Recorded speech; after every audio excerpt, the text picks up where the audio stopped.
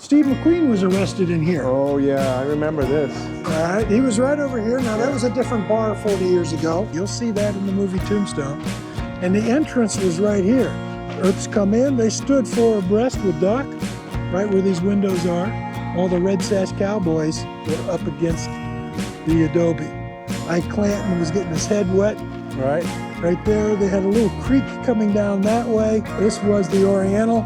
This is where Wyatt came in, and you had Billy Bob Thornton's character sitting right here in front of this window. Right. And Wyatt comes up and says, I want you to know you're sitting in my chair. Today, guys, we're going to Mescal Movie Set here in Benson, Arizona. We film many movies here, Westerns, Tombstone, so many movies. So here we go.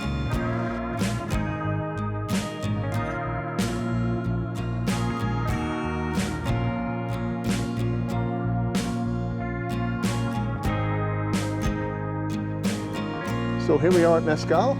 We're here with Mark Sanki. He's going to show us the place. Yeah, and take you around a little bit. Mescal's actually been here a long time.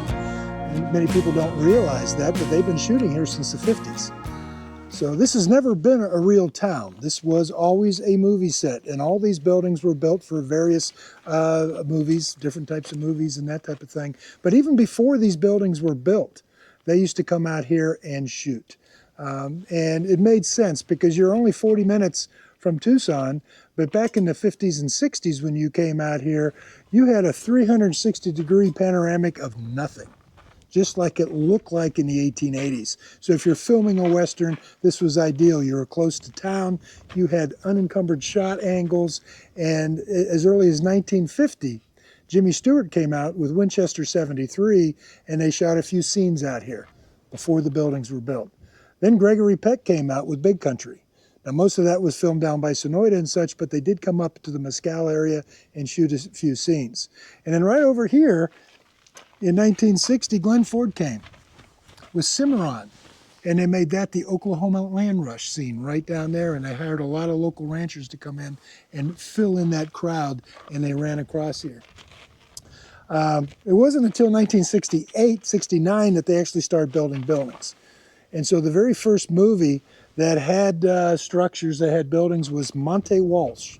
Not the one with Tom Selleck that everybody remembers, but the original with Lee Marvin and Jack Palance that was introduced in 1970. So actually Sunt came in, they built that set. It was going to be destroyed afterwards or taken back down, but Bob Shelton, who owned Old Tucson, recognized the value of this location as a set, and he bought it. And it gave him the opportunity to have a second set, because Old Tucson has that classic Arizona look with the saguaros in the background and such. This gives him the option to have cattle country. This could be Wyoming, this could be Montana, this could be a lot of other places. So this became their sister set, whereas Old Tucson also became a theme park and attraction and became very well known. This was primarily a movie set, okay?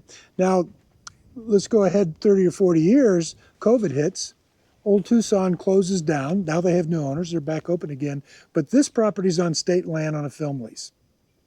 So according to the lease, if you're no longer actively filming, you had to return it to its natural state, meaning this was going to be all bulldozed down and all hauled off and such. So about 2 weeks before demolition date, local ranchers, the Karchner family, fifth generation ranchers, came in and they bought the set.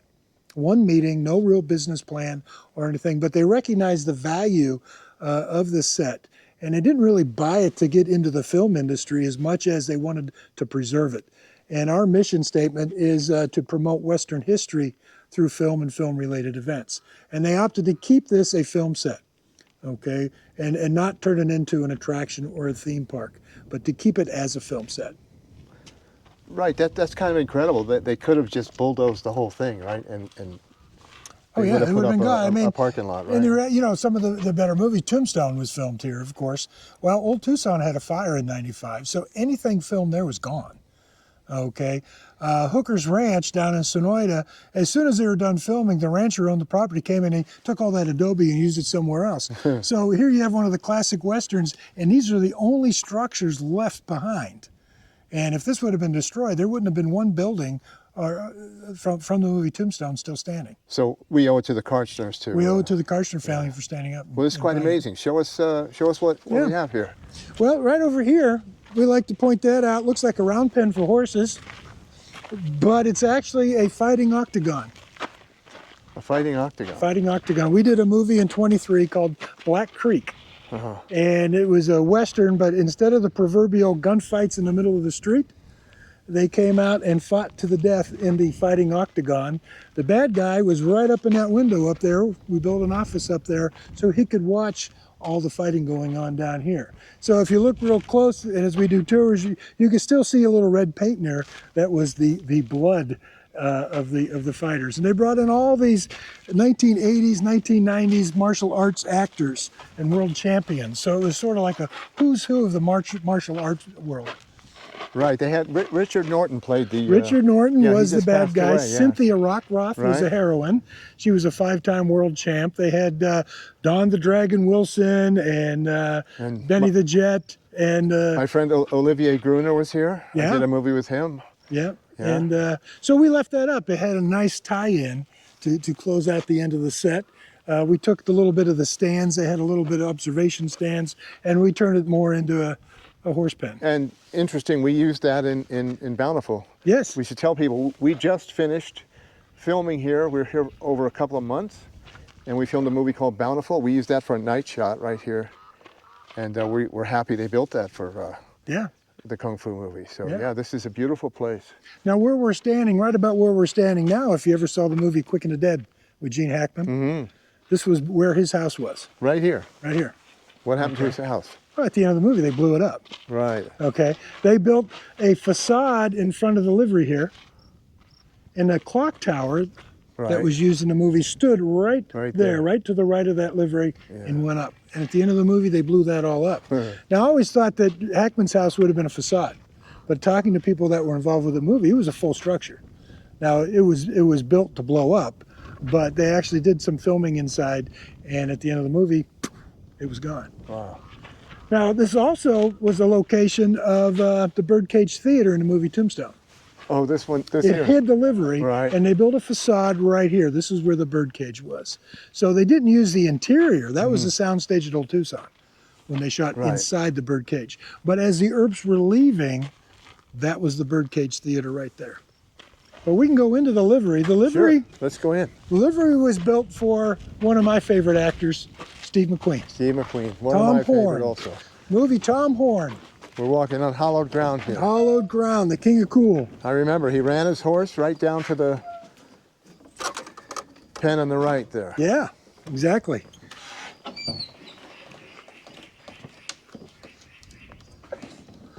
So this, at Mescal, you're in the footsteps of the great, right? Absolutely, absolutely.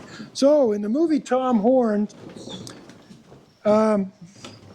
Steve McQueen plays that character, and Tom Horn was a real Arizona legend person. He was involved in the Apache Wars, chasing Geronimo, who's a mule skinner, scout, and that type of thing. After those wars, he became basically drifted around. He was a cowboy and worked for different ranches and such. So in this movie, they show him arriving into town, and he boards his horse right here in this last stall. And when you watch the movie, I mean, this is it. It is very apparent that this was the location where Steve McQueen came in, and he boarded his horse, and it was interesting. He told the stable guy, "Don't go in that stall with that horse." And the guy says, "Well, why not?" And he says, "That horse will kill you. You drop a dime in there. Don't go in and get it." The guy said, "Well, why would you have a horse like that?" And he said, "It's a mother-in-law horse." He says, "You know what a mother-in-law horse is?" "No." "Well, I could stick my mother-in-law on that horse. I can send them both up in the hills, and I don't care if either one comes back." So then he walks down to the hotel, which we'll go into a little bit later. He gets beat up by gentleman Jim Corbett, heavyweight boxer back in the day, and he sleeps overnight in this stall with his horse. The very next morning, a very, very famous character actor comes in and hires him to be a stock detective, which was a nice way of saying we have too many wranglers here in Wyoming, and we need somebody to clear them all out. Okay, that famous character actor was a gentleman by the name of Richard Farnsworth. Now, a lot of people don't know his name, but as soon as you see his picture, oh yeah, that guy.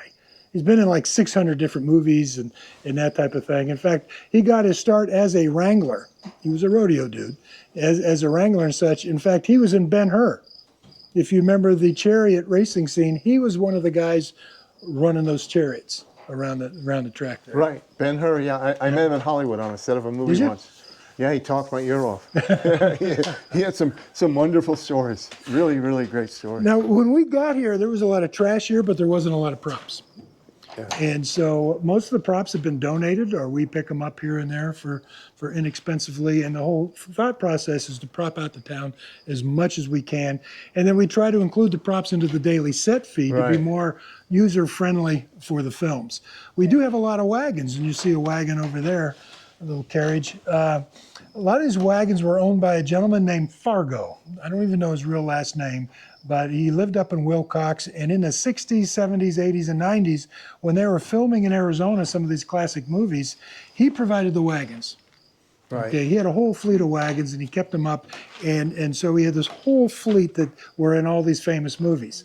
And when he passed away, unfortunately, a couple years ago, we were able to pick up quite a few of these wagons. But I wish I could tell you Maureen O'Hara or somebody famous sat in that wagon, but he never kept records of what wagon was in what movie. So we have chuck wagons and freight wagons and carriages, and we have no idea. So if wagons could speak, right? If wagons could speak, who knows what movie that was in? Yeah. Well, it's beautiful. Let's take a look at it here.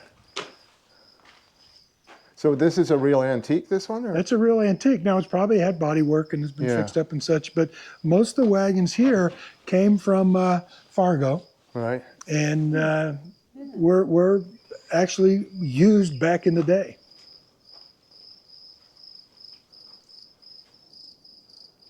There you have it. Some nice saddles. Well, I don't know how nice they are, but Well, they look period, right? Try. you know, most of the props that were used in the heyday of the famous movies are not here anymore. Because back in those days, they'd hire a prop master to come in. They'd give them a list of everything they need, and he would just load up the trucks, bring them in. Your set decorators then would unload, and they would decorate the set. At the end of the shoot, they took them away. Now, there was a prop master locally here named Tino Ochiltree. He lived down in Nogales. And he was a prop master for like Quick and the Dead and Tombstone and such. And I had a chance to meet and talk with him. And as we were getting props, I asked him, well, how did you charge for props back in the day and such? He said, well, most people charge per item per day. You want that couch, it's $12 a day. You want that oil lamp, it's $2 a day. And then if you're a little overtime on your shoot schedule or something, you had to pay extra and that type of thing. Tino said I'd get their list, and then I'd just give them a flat fee. Okay, productions like flat fees. They don't like surprises at the end of the shoot. So I'd give them a flat fee. If it took a couple extra days, who cared? No big deal. He said where I made some money, though, is I had the replacement value documented on every item I brought in. Okay, and so if something was not returned or broken, I got the replacement value. Now, the replacement value might be more than if you went into an antique shop and bought it, because you're paying for his time to locate, theoretically. Okay, so he said if they'd asked for 6 branding irons, he said, oh, I'd send them 24. Because a lot of times the cast and crew would want a memento from the set, souvenir. And so he may not get them all back, and he'd send them a bill at the end of the shoot. He said the biggest check he got for a single item was on the movie Tombstone. Okay, there was an Oriental rug. They wanted an Oriental rug. They laid it down in the scene, and I've watched the movie. I've never been able to see where that scene was or seen the Oriental rug. But the door caught on the rug. All right, so, you know, you're filming a movie, time is money. Rather than taking the door off and trimming the door, they just cut a swatch out of this Oriental rug. So at the end of the movie, he sent him a bill for $4,000. Now, the producer of that movie lives in Patagonia, and he's our technical advisor here, Bob Mizorowski. So once Tino told me that, I called Bob up and said, okay, is this guy telling me the truth? Did you buy a $4,000 Oriental rug? Yeah, that SOB and such. So Some more wagons over here, stagecoaches, yeah? more wagons. You see a little graffiti on our wall there. Yeah, what's that? We left that up. That's from a movie called Farhaven. Farhaven. And that was filmed in 22. Uh-huh. It is out streaming. It stars Bailey Chase. Jesse Cove is in it. Yeah, Yeah. Jesse and Martin Cove. Yeah, I know those guys. Both father and son, and A. Martinez. Right. And this was A. Martinez's blacksmith shop in Right here. Okay. And Bailey Chase came back into town, and he was involved in the Indian Wars and would not participate in a massacre of women and children. So he was drummed out of the military, sort of like the Branded with Chuck Connors type era. And he came back to town and got a job with A. Martinez and was sleeping back on hay bales. And the crowd in town here wrote "coward" on the wall. Now we left it up just so we can relate to some of the newer movies here. But a lot of times when we shoot, we have to cover it up, and we've got boards that we tack up and cover that, because when you shot Bountiful here, you did not want to see necessarily the word "coward" on the wall. Right. But we come into these two little cabins here. I remember these. Well, they were built for a TV series called The Young Riders. Young Riders was out here from '89 to '92. It was a TV series about the Pony Express. It gave a start to Josh Brolin, Stephen Baldwin, character actor Anthony Zerbe was in it, and this was a primary film location. The first 2 years they were out on our back lot. They had barns and a bunkhouse and a ranch house out there, but the third season they came in here and they built these two buildings. Okay, and so the caretaker was in the house on the right, and then all the Pony Express riders were in that house on the left. Right after that closed down in '92, then Tombstone came on set, '93. And that on the house on the left was Virgil Earp's house. That's where Sam Elliott filmed. That's where the Earp girls were all playing with the tarot cards in the thunderstorm, and the guy kicked the door open and shot the shotgun.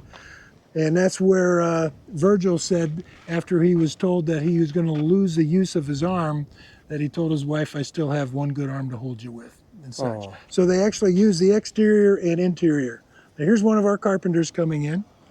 We nicknamed them the Angry Beavers because they chew through a lot of wood.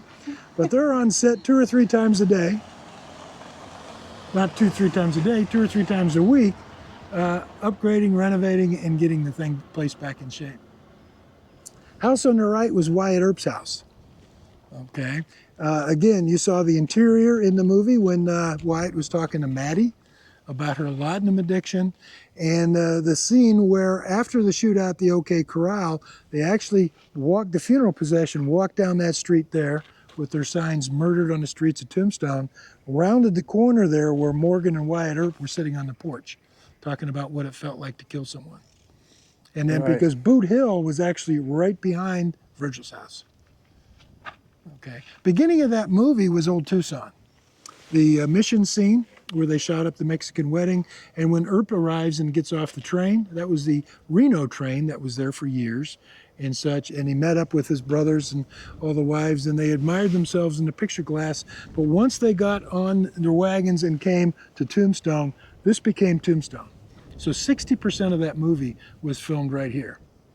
And as the Earps arrived, they came in between these two buildings, and then they just came up here and rounded the corner. And that's probably in that movie the best portion of seeing the set and that type of thing, because that movie really focused on the actors. A lot of close-up shots and such. In fact, the director supposedly wanted it a little bit like a spaghetti western. All right, with a lot of, and I think the actors recognized that they were going to get a lot of screen time and a lot of close-ups. So a lot of those guys that we've talked to, they were on their A game. They knew this was a great opportunity for their career. Now, when they arrived, and we're going to get into this building later, that big 2-story building was not there. That was built for the quick and the dead. We'll talk about that later. But that's where the Earps Sheriff's Office was. Right across where the car is. Okay. And at the end of the movie, they actually tore it down to build the Redemption Saloon. Okay. Now we come around here to our tonsorial. You know, back in the day, it was not uncommon for your barber to be a dentist. Because when you think about it, they had the perfect chair. They could sit back, relax, get a haircut, get a tooth pulled all at the same time. So a lot of times they were called tonsorial. Now this building looks just like it did in the movie Quick and the Dead with Sharon Stone. Okay, same coloring, same window designs, and that type of thing. And a lot of gunfights in that movie happened right here.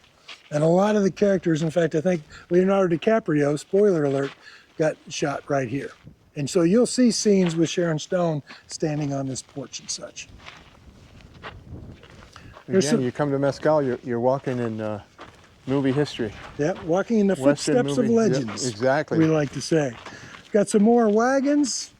Wagons. Got a little facade here. We only have 2 facades on set. We don't want a lot of facades. We want entire buildings. You want the real thing, right? We want the real thing. Not only can productions like yourself come in and shoot in them, but there's also empty buildings for craft services, to put extras. So we learned right away that the productions love empty buildings because it gives you a lot of different options. Right. So this was an empty lot during the movie Tombstone, and this is where they put the opium den. Okay, yeah. Okay.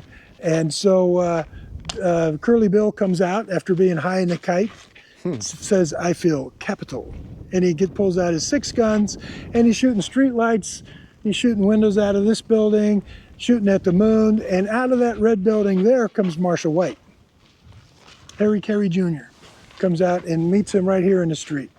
And in turning the guns over to Marshall White, they go off. Marshall White dies in the street. But we like to point out that sometimes movie history doesn't closely match real history, because in real history, there was a Marshall White, and he did die in a street with Curly Bill turning the guns over. But Marshall White in real life was 32.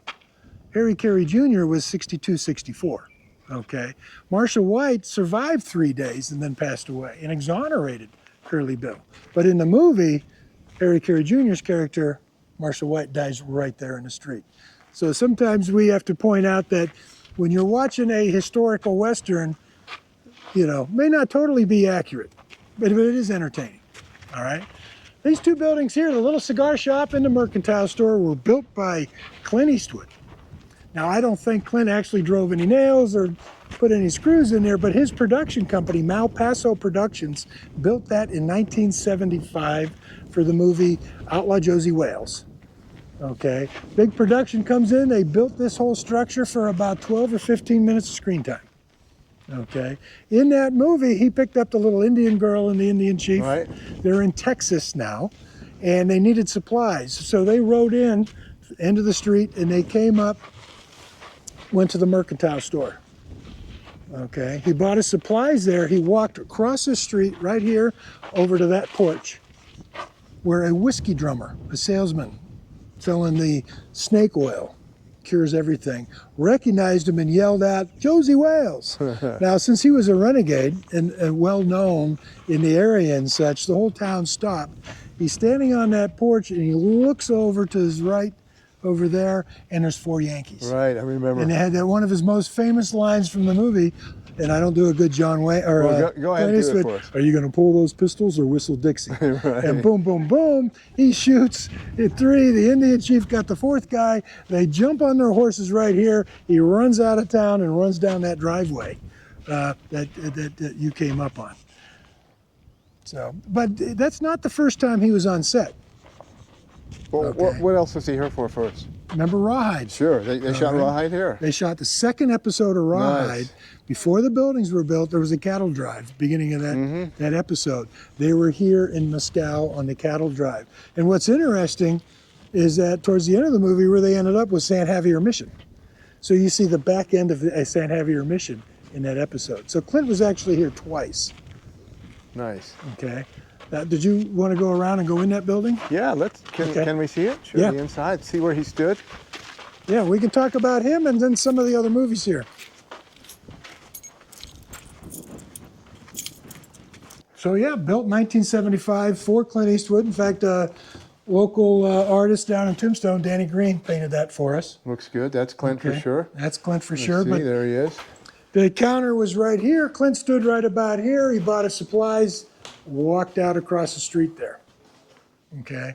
You saw this in another movie, The Quick and the Dead. This was Leonardo DiCaprio's gun shop. Right. So his counters were up against this wall over here. And this is where Russell Crowe and Gene Hackman came in, bought the cheapest gun he had. Right, for Russell right. Crowe Yeah, to get I in the remember, yeah. gunfights. Okay, so you had Leonardo DiCaprio, Gene Hackman, Russell Crowe, and you had Sharon Stone wake up with a hangover back about where that bathtub is. Now, that's in the movie, Okay, she didn't wake up actually with, that was her scene in the movie. And she was complaining about how lumpy the bed was. And when she looked underneath, she was laying on kegs of gunpowder because it was a gun shop. All right. Farhaven and the Warrant Breakers Law used it. This is one of the most popular buildings on set as far as filming. Bountiful, when you came in, you used it. And a lot of times they'll come in, you guys decorate it. A lot of the decorations are similar to when you were here. But we had a movie, The Warrant Breakers Law, come in, and they used it for 2 different buildings. They shot right over here. This corner became a ranch house bedroom. Mm-hmm. And meanwhile, on that side over there, they put up walls and they put up a bank door, vault door, and this became a bank vault over here. So they used the same building for 2 different scenes, the same room for 2 different buildings. Little movie magic. Other movie magic here is commonly all these were left from movies that came in and such. And sometimes you get the bigger budget movies and stuff, but they still have to watch their nickels and pennies because you can run up a lot of money in a short amount of time, as you know, filming.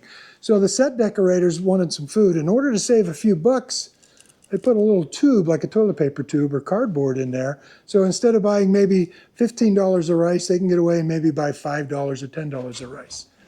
Okay, and some of these have settled and you can see the little tubes in there. Right, there they are. The bolts of cloth. Same, right? Well, cloth's expensive, so just grab a 2x6 and wrap it up, and the movie magic, it looks great. Great. Yeah, we love this set right here. This is a great location. It was our centerpiece, kind of. Yeah, this and the Saloon are probably the most commonly filmed. I can see why. Yeah. There's Patty, the producer. Producer of Bountiful. So, 20 years ago, there was actually over 40 buildings on set. When the Karstners acquired it in 21, there was only 28. What happened to them? Well, a production will come in, they don't necessarily build a building to last for 50 years, 30 years, 20 years. They fall down, right? They fall down. Okay, there's nothing here on permanent foundations. Nothing sits on concrete. It's all on pad foundations. We noticed when a lot of actors would move in the scene, actually the building The whole shakes. building shook. Yeah, we actually have to cut to a different angle sometimes. Because like when we were in the National Saloon there, so many people that the camera was, the whole building was, was moving. Yeah, Absolutely. so we had to do some finessing there. Yeah, so when they build these, they don't, I mean, think about it. You come in, you build a building for a movie. You're not building it for 20, 30 years. If it falls down the day after you leave, who cares? Well, it's amazing these are still standing. Now, what are you doing to preserve them? I mean, what's the... Well, the guys, and you'll see some of the guys coming in, there are angry beavers, we call them. That's their self-moniker. They're working with wood, right? Because they chew through a lot of wood. And these are all volunteers. They come in 2-3 days a week. And, they typically start with the foundations. And stabilize foundations, the boardwalks. When we got here, all the boardwalks were 1x, and you would fall through them as they got dried out. And so we've rebuilt that with 2x6s and such. And when we rebuild these boardwalks, we're not thinking of how many people it needs to support, it's how many cows. Right. Because this is open range. And we do get, especially in the summer, the cows will come up and they love the shade. Right. So we might have 2 or 3 cows on that porch. So the guys have to say, okay, we've got to rebuild this to support, $15,000 in bovine, you know. So that could be a Western home inspector, right? But as those buildings... Let me ask you, so you and the Karstners are preserving this. You're not just keeping it a while. You want to keep it Karstners are in this for the long haul. Yeah.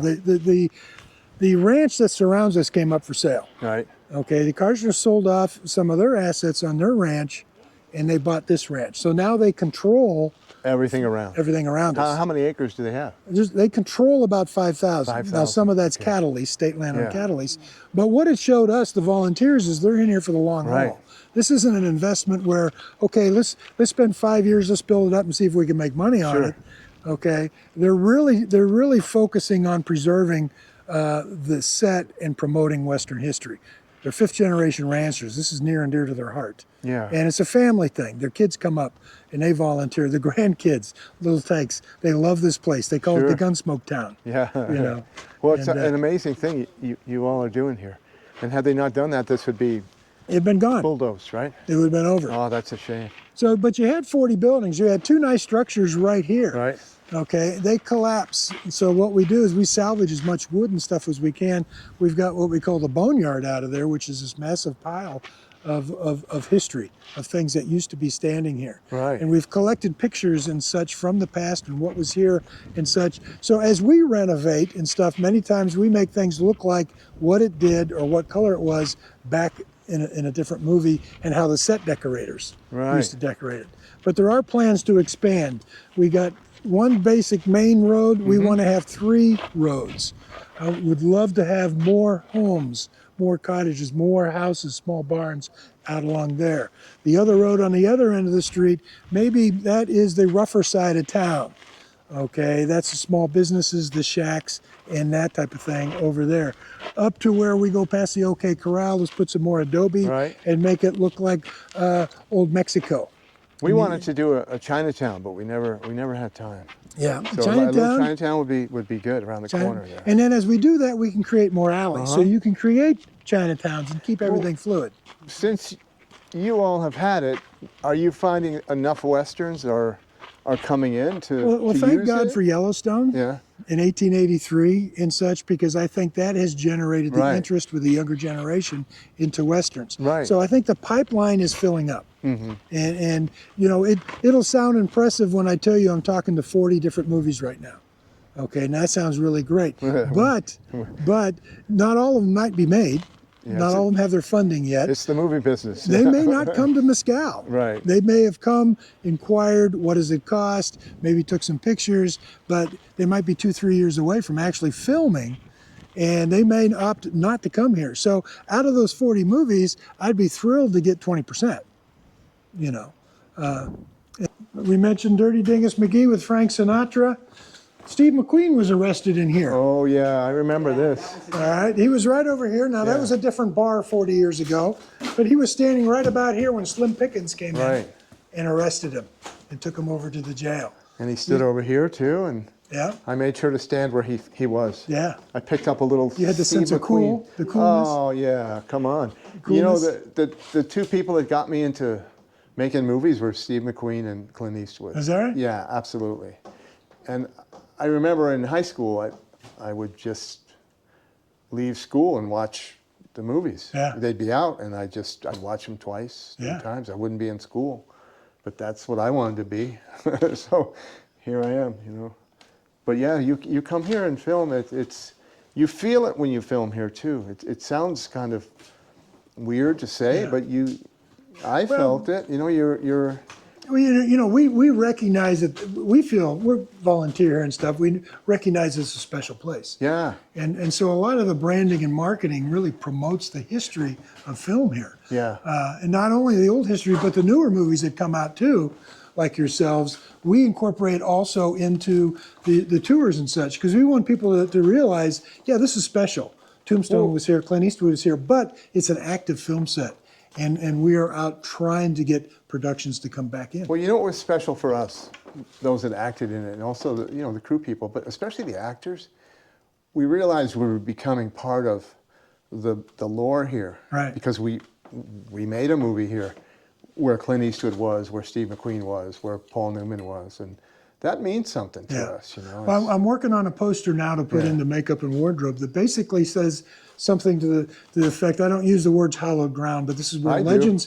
This is where legends were created. Yeah. You know, Mescal sets the set. It starts here, but it's the cast and crew that creates the myth. Yeah. And then on that posters are pictures of some of the more famous actors that have been here. So as when the crew comes in I want them to realize that this is where a lot of the classic Western scenes were shot. And love to get a third, but you're not going to get them all as they come in. Well, they should. And you got to be patient, because this is the real deal. Like you say, Clint Eastwood built that building, and building. Who built this one? Well, this is an interesting story here. This was built for Dirty Dingus McGee, Oh, yeah. 1970. Most people don't know that. When we have a Western movie IQ test, that's my last question. Because if a person knows Dirty Dingus McGee, They're old. they're old, yeah. Or they like they're old movies. They're on Social Security and Right, Medicare, right. okay, but they really know their Westerns. That movie starred Frank Sinatra, Right, sure. okay? And this was a 3-story hotel brothel, but it wasn't built right here. So It was who- actually built at the end of the street facing more So this who moved way. it? Well, the second movie that came in, Life and Times of Judge Roy Bean, Oh, which sure. we'll talk about Yeah. it, they put it up on trailers. They actually moved it out of town for a while. And then as the storyline progressed and the town grew, they came in and Oh, they built parked it. right Okay, here. great idea. And it's been there ever since.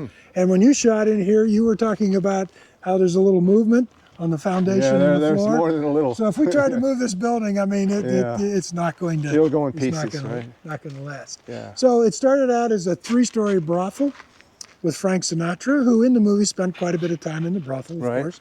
And then it was also in just, I don't know, it was in Tom Horn, the Sackets, 1979. Sure. You had Tom Selleck and Ben Johnson, Glenn Ford, Jeff Osterhage shot a lot on the porch and such here. Yeah. And you saw it in Tombstone. This is when the Earps Sure. arrived in the Tombstone. They stopped right in front of this. And for that movie, it was a nice greenish blue color and looked brand new and such. But being a movie set, things changed. The next movie that came in was Quick and the Dead. And they painted it totally different colors and made it look run down and that type of thing. But Right. we can go into this one too. Sure. Now you see that we have handicap ramps. Those aren't necessarily period correct, but they are built to move quite easily. So when a production like yourself comes in, we come in and then we what we call strike the set. We get rid of the woe sign. We get rid of anything that's not period correct. I mean, most people that work with us, they knew that they were coming to a special place. Yeah. And when we told them we were filming there, especially the actors were all in on this. And they did walk around and they knew the movies and Yeah. they knew the scenes and they knew the power of those actors. And Yeah. I don't know, we just love Westerns. That's what we do. We make them, and I'm never happier than being on a movie set. I mean, here we had our horses here and you guys took good care of us. So for anyone watching who makes films, this is a good place to come. You're not rushed. You're not. Well, we're not You real know. corporate. It's family. It's a Yeah, you could family-run feel business. it. You know, I thought you guys were going to bring some pies out and Cow pies. We got plenty of cow pies. for sure. But yeah, this is. Well, you talk about actors, and we'd love to get famous actors back here. I mean, I'd love to get Kurt Russell or Sam Yeah. Elliott to come out, and we don't have deep enough pockets, and they're busy, Right. and such. So, but we were able to go out into the area here and find stuntmen and Who had extras been on. and character actors that were in these classic Yeah. films like Tombstone. And so we created a little group called the Legends. And these are local people Right. that were in some of the famous movies, might have just been a bit part or something, But but they're they in. rubbed elbows Yeah, sure, they were with these part of it. famous actors and such. And so sometimes when we do tours, we'll have a Meet the Legends Day. Right. And the legends are in the saloon at the end of the tour. Then guests can come in and talk to people that were in Tombstone and what was it like. Sign a couple of autographs. We tell made a little story. baseball cards up. Oh, nice. So there's a picture of them maybe with a famous actor. Nice. And in the back of the card, 8 different movies they were in. And they'll give Like those away baseball for free. cards, right? Yeah. Yeah. Did they get good reviews? Yeah. So and what's cool when you're here, you never know who's going to come in. Right. All right, so we actually had a Val Kilmer tribute day. It was just a regular day that we did tours, but we talked about Val a lot on set. And we had the legends, including a lot of them that were in the movie Tombstone, at the Saloon. We had 9 of them at the Saloon. And so we're on set and everything's going smoothly and get a call that you got to go down to the people gate, front gate. And, oh, geez, maybe something's wrong or something like that. And I go down there and they said one of the Sackets are here. Oh, great. And I'm thinking, Yeah. okay, that could be Tom Selleck, it could be Sam Elliott, it could be Jeff Osterhage. It was Jeff Osterhage. Great. He was just driving to Tucson with his wife, and he said, Yeah, you know, I what- made a movie here like 50 years ago. Yeah. Show me, honey. And he Googled it, and he said, my God, they're open. Oh my And God. so he just pulled up and visited On the right day too. on the right day. And so we brought him down. He filmed a lot right here. In fact, he had a big scene right here in the street Mm-hmm. Right. with Buck Taylor Yeah. in that scene. And he actually had a tear in his eye coming back because it was still here and Yeah. it was being preserved. So on their way out, they said, we got to go. And I said, hey, there's some people that you may know, you may not know, in the Saloon. So he walked in there, and it was like old home week. So he because knew a lot three of of the them. legends he was in movies with. So there's Ed Adams and, you know, Robin Wayne and all these, and they're hugging each other and That's they're pulling great. up the phones. Remember we did this 40 years ago and such. So those are those special moments that you can't. I just saw something yesterday. It's just recently. It was Robert Duvall sitting with Larry McMurtry's book, the thick book, Lonesome Dove, and he's almost teary-eyed.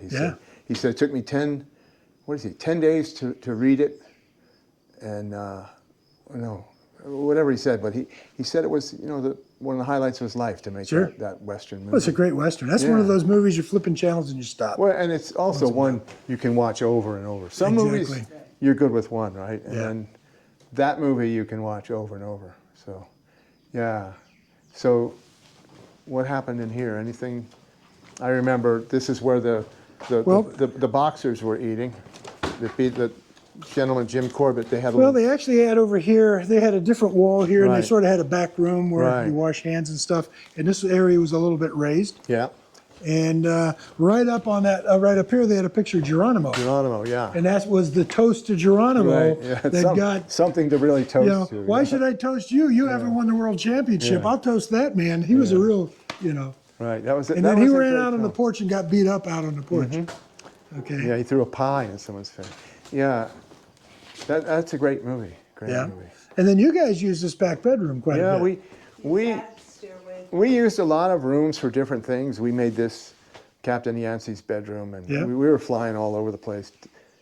That's the thing here. You have many options. It's not like, oh, that's it. If you really think and are creative, you can turn anything into anything. Oh yeah. But it comes like this, you know, and this really photographs well. It looks a lot better on film than it does in real life. Yeah, most people do. So do I. Yeah, but when we came and looked at it, I knew, because I knew what it looked like in the McQueen movie. I mean, it was, you know, in Tom Horn, it looked beautiful, and it kind of looks the same too. Yeah. You know, the same kind of color, the way the Victorian paint, and but the scenes in here we did really great stuff. Well, that was a fun shoot to watch. I mean, you had a lot of good actors in here. Yeah. You had, you know, Eric Roberts and Patrick Kilpatrick, and a lot of just quality people here. Yeah, we had fun here. Everybody had a good time. Yeah, and we had the big gunfight here. I'll remember that always. That was a rough night for me, man. Wow. It was an all-nighter. It was an all-nighter. We came in here, and I think it was turning dark, and when we left, it was turning light. Yeah, that's movie making. Yeah. It's not all premieres, right? And the porch is really grand, isn't it? Yeah. It's just, it has such a, I don't know, authentic, whoever built it, they did you know, you could have cheaped it out. I don't know, it just looks. It's amazing how some of these buildings were so well built. And of course, now this porch we rebuilt, and it's pretty solid. Now we still have to get into this building as far as the foundation. Right. So you can get some cows up here. We can have some cows up here. Yeah. There's a prop. This is one of our wedges for the dolly. The dolly. We'll take that home too. Absolutely. That goes in the. I'm going to show that. I could have sold that as an actual Bountiful prop. There it is. We'll get that. For $10,000, you can own a piece of. We're still looking for a two-step ladder. We don't know what. I have not seen that. Now your cooler. I've got your cooler. Oh, a cooler. Yeah. So. Oh boy, look at that view, huh? Yeah. Nice. So, you know, there were other TV episodes shot here. Little House on the Prairie. Oh, did they shoot here too? They shot here. You know, a lot of times they would need a different looking town than the regular set. So Little House on the Prairie shot here a few times. Yeah. In season 3, they had a 2-episode storyline called Gold Country. Right, I think where the Ingalls farm got washed out because of heavy rains. Right. They heard about a gold strike 300 miles away. They loaded the family up in the wagon and they came here. Right. All right. Right here in this empty spot here was a huge tent. And that was the church on Sunday and the schoolhouse during the week. And so while Michael Landon's character was up in the hills panning for gold, Mrs. Ingalls was teaching school here. All right. And it was, as time progressed, being a gold mining town, all the riffraff started coming in. So you can picture there's the Ingalls in church. And riffraff. And the riffraff are right where we're at, getting into fights, Right. shooting their guns off, all drunked up. And that's when they figured they had enough money to survive, and they loaded up the family Let's go and back they home. left. Yeah. You know, Bonanza shot several episodes Oh, here. did You know, Gunsmoke was here. In fact, after Gunsmoke closed down and James Arness made 5 TV for a movie for TV, he shot a couple of them here.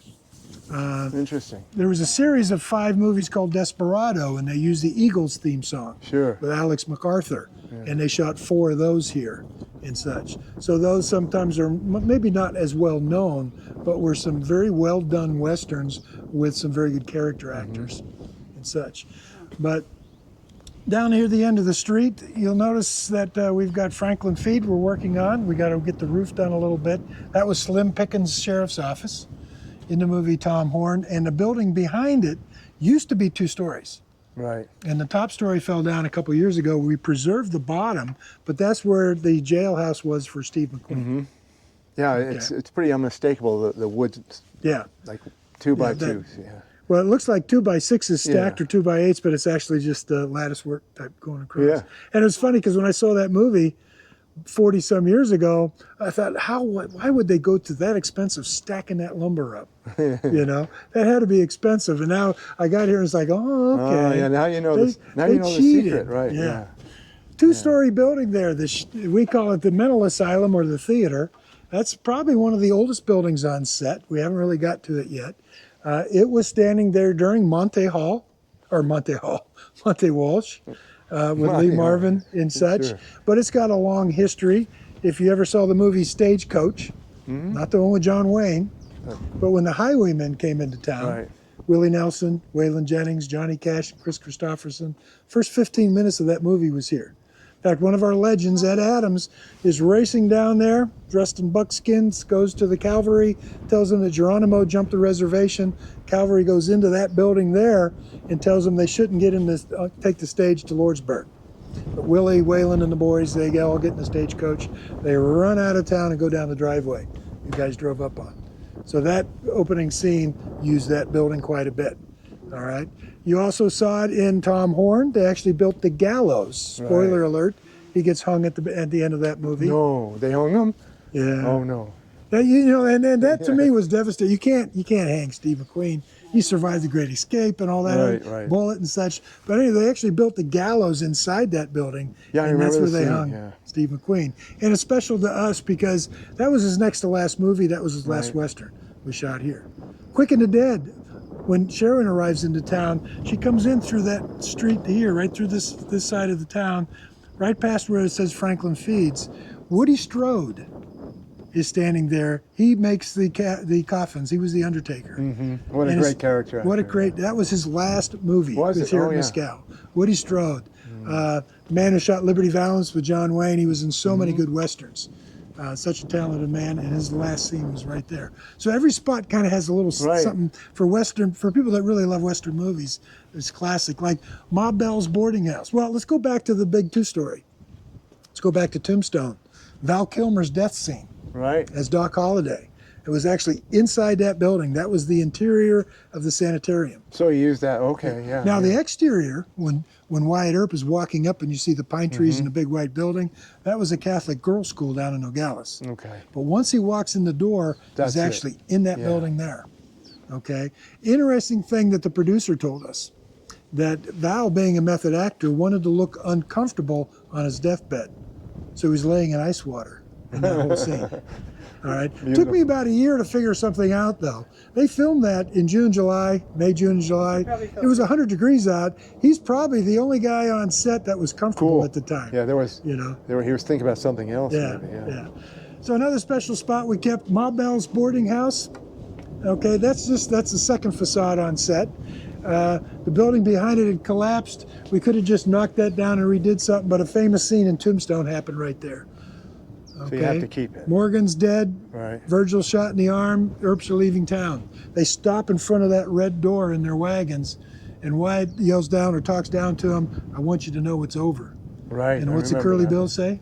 Yeah. Well, bye. Bye. And then Johnny Ringo said, "Smells like something died." Yeah. So the people that really love that movie, that's a very special Right, spot. yeah. Bye. Yep. Town Hall, that was Sheriff Behan's office. Mm-hmm. That's our bank. Okay, we do have it propped out as a bank.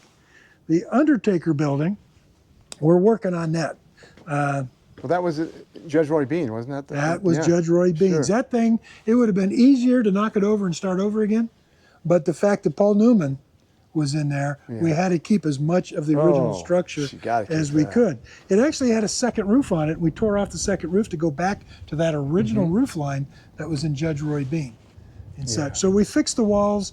There is a rumor that the roof may leak. We haven't figured that out yet. I think maybe. So we gotta put the new roof on, and we gotta put the porch on, and that's another empty building that can be.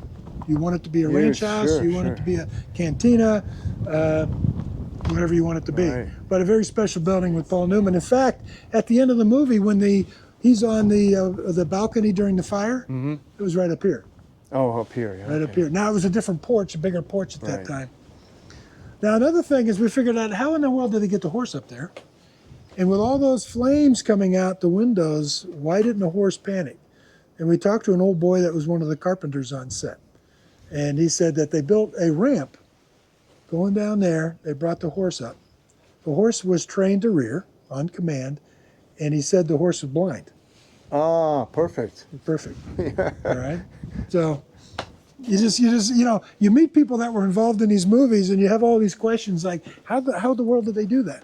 Well, these are things that would have gone with history, you know. Yeah. These two blue buildings here. The light blue one was the Crystal Palace in Tombstone. That's where Turkey Creek Johnson and Texas Jack Vermillion came out after the gunfight. Right. Okay. But we noticed that nobody used the interiors of those two. I couldn't find one movie that used the interiors of those. And I think it's because there was too many support posts inside that interrupted your camera. So what we've done is we're making the darker blue one into a makeup building and the lighter blue into a wardrobe, which you guys used quite heavily. You were one of the first productions that really had access. We were happy to have it, too. Yeah, we had dressing rooms, we had places for them to hang up, and we were able to put some lights up so you can run some stringers and because turn when the you lights do a on. Western, you've got boots, you've got hats, coats, spurs, guns. I mean, you need a big... Now, some of the early movies had to bring in trailers, Right. which cost money Right. and such. So This this was way, more fun, this saves the trailer, it saves the production some money. And talking with the owners, we're improving that, but we didn't raise our daily rates because we wanted more amenities and we want to be more attractive for films to come in. Okay, I see okay. I know where we're going. Well, before we go there, look to the left here, because this gives you an idea of what we haven't worked on yet and what we inherited. You better bring the beavers over here, huh? Yeah. Now we're getting down. We've kind of worked our way down, and so you can see what we've got to do and what we inherited. So a lot of work to do there. Oh, you inherited a great gift. So way out there, you'll see a couple buildings. You'll see a little structure there that needs some work. That was left from the Buffalo soldiers. Right, way out there, yeah. And you guys used that as is. Yeah, we did. And you shot some nice rustic scenes of a rundown cabin and such. And that will be rebuilt. And then you also used, you can see the roof line off to the left there. That was your Outlaws location. Right. All right, that was originally built as a bunkhouse for young writers. Yeah, that was a good building. You know, it's interesting, we had a movie called Birthright Outlaw come out and film, and they filmed all their interiors in Georgia. Right, and then they filmed all their exteriors here. Yeah. Well, the house in Georgia was 2-story. So when they came out, that was a perfect location, but they needed to put a second story on. So they wanted to put something up with styrofoam. Now, you were out here for a while. You know how windy it gets. Yeah, forget So we it. said, you put up, I don't care how much you anchor that down, we'll be picking up styrofoam for the next 100 years. Yeah. The cows will be eating it. We're going to have all kind of problems. Right. So our angry beavers, our carpenters came in, and within 1 week, we were able to build that structure up and match the interior look that they needed. So, Nice. But yeah, this is the OK Corral. This is where they shot that famous scene. That building there was built for Tombstone. That was Fly's photo studio where Josephine was getting her risque picture taken.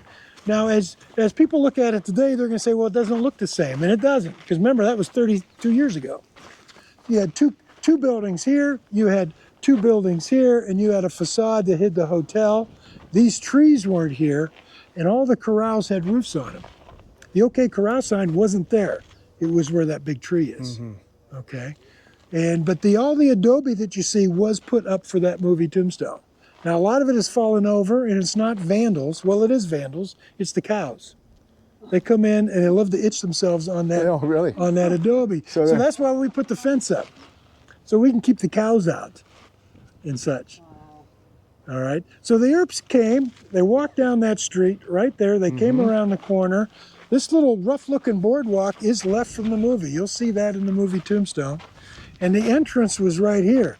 Earps come in. They stood four abreast with Doc, right where these windows are. All the red sash cowboys were up against the adobe. Ike Clanton was getting his head wet. Right. Right there. They had a little creek coming down that way, and it all happened right here. Now you'll know the answer to this or be able to guess what close, but we always ask people, how long do you think it took that production to shoot a 30-second gunfight? Oh my God, I can only wonder. It's 3 days. Three days of shooting. According to some of the actors, we met the two actors that played the McLowrys. They said, oh hell, we practiced and choreographed for 11 days to get those scenes down. Now the producer said there were a couple delays. There's always delays on set, as you know. These windows were one of the delays. The windows were full of sugar glass. Sugar glass is made from sugar. As you remember, Ike Clanton put his hand through there, shooting at Doc Holliday. Well, they don't want an actor getting cut, putting his hand through real glass, so they use sugar glass. Breaks very easily, won't cut him, and that type of thing. So, but the problem was, they shot that, I think it was the end of July. It was hot. So what, was it melting? Okay, it wasn't melting, but it was very brittle. So you had all these actors shooting half-load 45 blanks, and between the percussion of the guns and the heat, that glass would just shatter. Producer said he lost count on how many times that happened. The construction foreman came by and did a visit. He said, where those guys are working now, they had an assembly line of windows, making windows. So they're shooting a scene, it breaks too early, boom, production guys come in, put the glass back up. Producer said they spent $100,000 on sugar glass for that movie, and there really wasn't that much glass broken in that movie. Oh my God, that's terrible. The other delay... As a producer, what do you think of that story? Yeah. Yeah, that's terrible. You never know, like, certain things happen. I made a movie once, and we're in the middle of nowhere in Ventura County, and the road, and that particular day they were paving the road. Oh, geez. So that was the day. Well, it's like all these movies here I've seen 100 times, and now a lot of times I turn the sound off because I'm looking at camera angles and props and what things used to look like. Buffalo Soldiers, I'm watching, they're out there.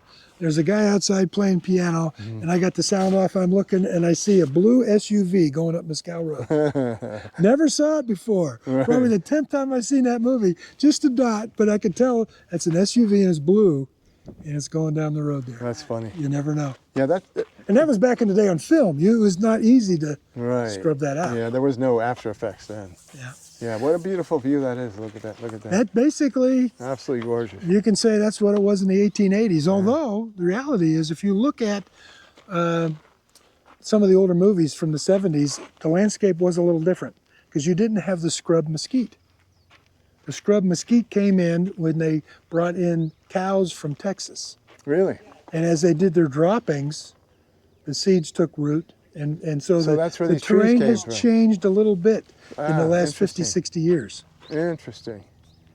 This one here, you guys use this one. This was we built for Tombstone. It was a photography studio. Right, yeah. Fly's photo studio. And it was almost falling over. It had a nice 8-degree list to it. We've got that fixed. We got the deck redone, the foundation done. We got to go in and do the roof, and then we got to do some cosmetics inside. Yeah, let's go around and look at the front here.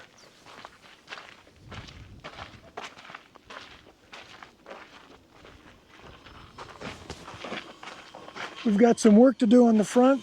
Even since you've been here, it doesn't take long for this dry climate to dry this wood out.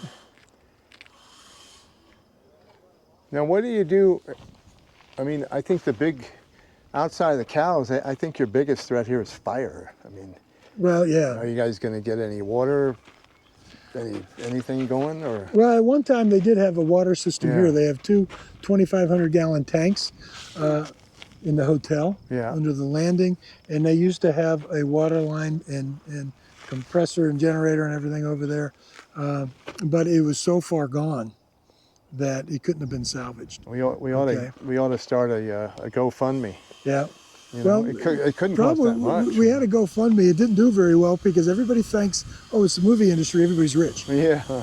You know, and the Karshner's, oh, they own Karshner Caverns. Well, no, they don't own Karshner Caverns. it's their It was name. named after the grandfather Right. who used to own the land, you know. Yeah. And so, you know, to rebuild a whole town, you're talking basically millions. Millions, sure. Okay. And that's why we're all volunteers, just trying to put this all together. There's Sammy Cat. There's Sammy the cat. Tell us about Sammy. Sammy's been here 13 years. Yeah. We Sammy. we all work for Sammy. She's got the most seniority Sam. of the staff. And she lives in the saloon, comes Yeah. out. Everybody got pictures with her. She's one of our legends. Yeah, She for even has a sure. legend card. She is a legend. Sammy. And she's Sam. Hi, Sam. she started out as a feral cat, Hi.